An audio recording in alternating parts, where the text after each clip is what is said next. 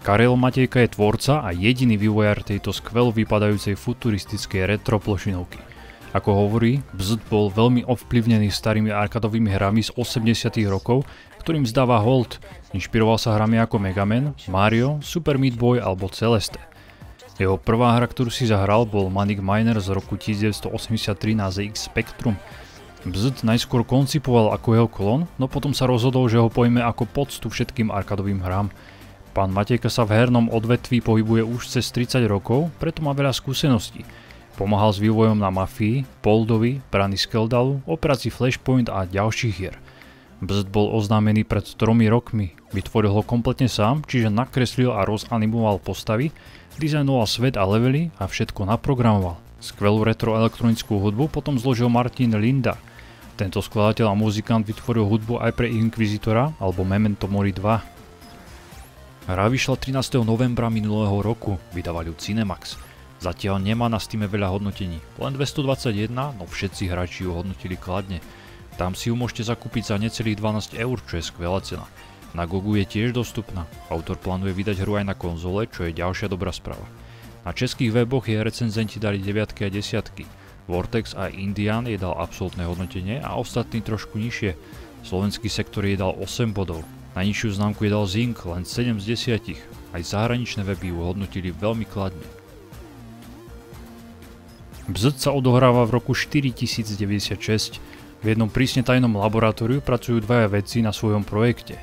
Doktorka Emma a profesor Norbert zostrojili robota ZX8000, ktorý je síce veľmi malý, no za to vie veľa trikov a je agilný. Rozhodnú sa otestovať jeho schopnosti v niekoľkých testovacích miestnostiach, ktoré slúžia hráčovi ako tutoriál.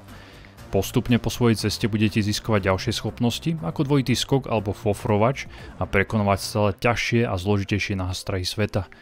Proti vám bude stať šialený vedec Budbert, ktorý sa snaží využiť ZX8000 pre svoje diabolské plány. Robotickí nepriatelia sú perfektne nakreslení a aj ich animácie sa mi páčili. Je ich takmer 40. Obľúbil som si malého lietajúceho kakodémona alebo červeného strieľajúceho strážcu. Nepriatelia chodia pravidelne po svojej trase, takže sa dá pekne naplánovať, ako popri nich prejdete. Tvoria tak dynamický element k statickým pascám.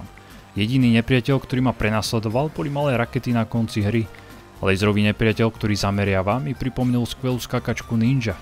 Je tu veľa iných odkazov. V jednej časti môžete vidieť Godzillu alebo Terminatora. Ovládanie postavy je bezchybné. Odporúčam hrať na gamepade. Už od začiatku sa Bzd hrá veľmi dobre a keď v hre strávite prvú hodinu, úplne sa vžijete do malého robota a bezchybne sa budete vyhýbať všetkým pascám. Tie pritom nie sú zákerné a nehádžu hráčovi zbytočne polená pod nohy, ako to niektoré iné hry vedia. Naopak sú veľmi šikovne nastavené tak, aby ste sa postupne celú úroveň naučili prejsť bez jedinej chyby. Podobne ako v takom Super Meat Boy, aj tu sa oplatí ísť už od začiatku levelu v plnej rýchlosti bez toho, aby ste sa niekde zastavili. Levely sú dizajnované tak, aby vám celý prechod krásne vyšiel v jednom dlhom rane. Začiatočné levely sa dajú prejsť bez chyby na prvýkrát, vyzbierate všetky šroby a zároveň budete mať dobrý čas. V neskorších leveloch som viac zomieral, no prekvapivo som nebol až taký frustrovaný. Naopak, chcel som sa naučiť každú úroveň perfektne. Bzd je plošinkovou výzvou, no nie je až taký náročný, aby ste pri ňom rozbili ovládač. Levely sú krátke a aj na strednú obťažnosť sa dajú natrénovať tak, že ich prejdete bez straty života. Jediná škoda je, že na GOGu nie sú trofeje, takže som nebol až taký motivovaný všetky levely, aj tie ťažšie, zvládnuť na 100%. Trofeje sú len na Steame. Obťažnosť si môžete vybrať z ľahkej, normálnej alebo šialenej. Ľahkú využijú nováčikové žánru. V každom leveli budete mať 3 životy. Stredná je pre skúsených hráčov. Tu máte v každom leveli len jeden život, takže vás nesmú zraniť. Šialenú obťažnosť odporúčam, až keď dohráte hru. V nej máte na celý prechod len 7 životov. Keď sa vám minú, idete celú hru odznova. Dohranie hry mi zabralo približne 3 hodiny. Snažil som sa vyzbierať v každom leveli všetky šroby a mať čo najlepší čas.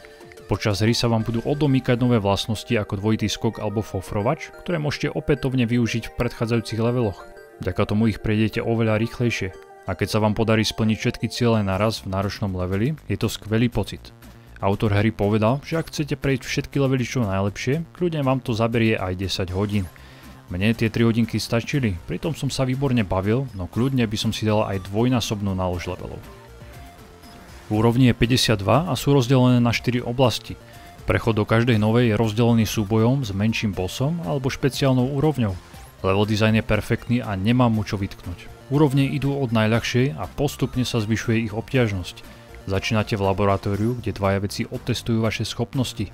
Sú tu prvé ľahké nástrahy a pasce, takže nič, čo by ste nezvládli. Potom príde jeden špeciálny level, v ktorom musíte stlačať spínače a zničiť tak lietajúcich robotov. Zakrátko na to získate dvojskok, s ktorým všetky pasáže pôjdu ľahšie. Súboj s prvým menším bossom bude na konci laboratória. Ten nie je ťažký a len skáče a občas po vás vystrelí. Druhá oblasť je v podzemných stokách. Už tu bude oveľa viac nepriateľov, detailov a pohybujúcich sa vecí.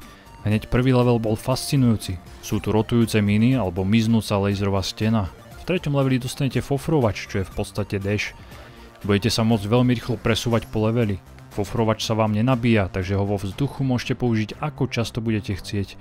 Je tu časť so skákajúcimi robotmi, ktorá mi prišla humorná a celkovo je tento level vizuálne nádherný.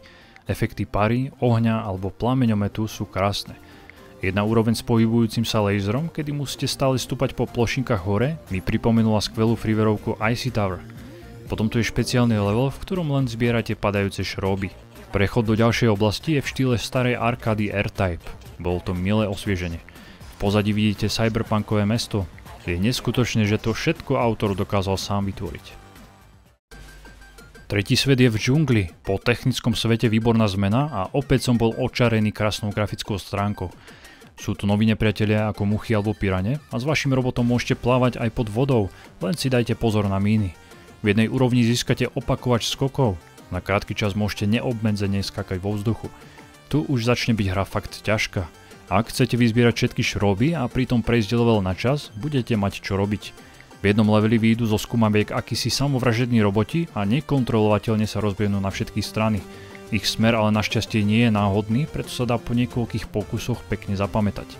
Budete tu ovládať plošinu s laserovým kanónom a opäť musíte ničiť robotov. Na konci je akýsi pavúk, ktorý energetickým lúčom začne všetko ničiť a vy musíte utekať. Skvelý level. Posledných 13 levelov bude na mesiaci. Prvý bude zložitý, pretože tu sú nové asety, nové pasce a nepriatelia, ktorí vás môžu zabiť. Získate novú vlastnosť, môžete sa prevteliť do malej energie zloženej z jednotiek a nul.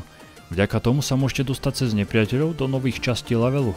Tieto úrovne sú oveľa zložitejšie, dlhšie a zložené z niekoľkých náročných pasáží. Keď si myslíte, že už ste najhoršie prežili, ešte tu je druhá časť, ktorá vás potrápi. A áno, tiež ma dostali kryštály na konci jedného slavného levelu.